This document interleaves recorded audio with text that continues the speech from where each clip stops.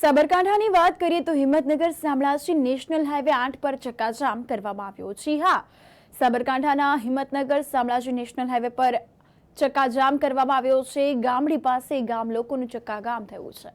ત્યારે વાત કરીએ તો વાહને યુવાનને ટક્કર મારતા યુવાનનું મોત નીપજ્યું છે અને યુવાનના મોતના પગલે ચક્કાજામ જોવા મળ્યો।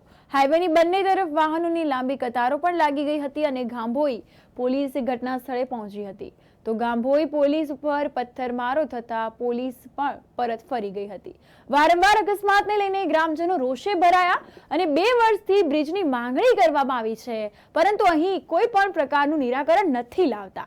તેથી ગ્રામજનોમાં પણ ભારે આક્રોશ જોવા મળ્યો હતો અને આ રોડ પર આ હાઈવે પર અકસ્માતની ઘટનાઓ જે છે સતત વધી રહી છે।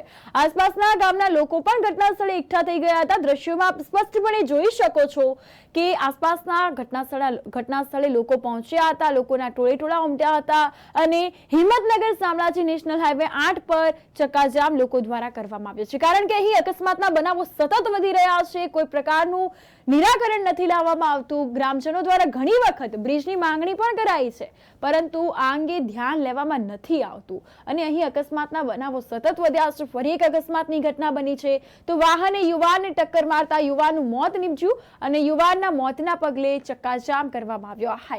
હાઈવેની બંને તરફ વાહનોની લાંબી લાઈનો જોવા મળી હતી। ગાંભોઈ પોલીસને જાણ થતા પોલીસ પણ ઘટના સ્થળે પહોંચી હતી। ગાંભોઈ પોલીસ પર પથ્થરમારો ગામના લોકો દ્વારા કરવામાં આવ્યો તો પોલીસ પણ પરત થઈ ગઈ હતી।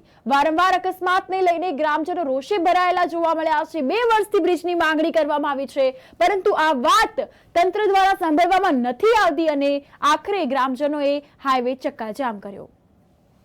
આજે સવારે 7:30 વાગ્યાના સુમારે ગામડી ગામના એક યુવાનનું અકસ્માતમાં મૃત્યુ થયું હતું અને આ ફેટલના કારણે ગ્રામજનો ઉશ્કેરાઈ જઈને રોડ ઉપર આવ્યા હતા અને રોડના તેમને આડસો કરી લાકડા પાથરી અને રસ્તો બ્લોક કર્યો હતો।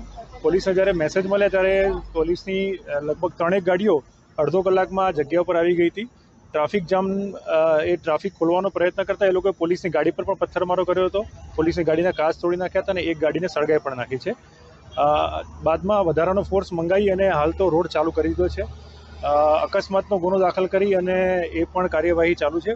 બાકી ટોળા વિરુદ્ધ પણ કાર્યવાહી કરીશું। શું ડિમાન્ડ હતી સ્થાનિક લોકોની જેના કારણે આ રીતે વિરોધ કરવો પડ્યો?